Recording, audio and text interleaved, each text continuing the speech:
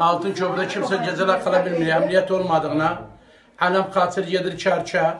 Geldik sabah 12:01'de telefon ettiler benimize. Çarşıdan dediler canı yeviyiz. Geldik baktık yemizi ebele yandırıplar. Ben kimseden ne bilmem. Allah özü hakkım az. Hasbiyallah ve ni'mel vekil. Bu kadar.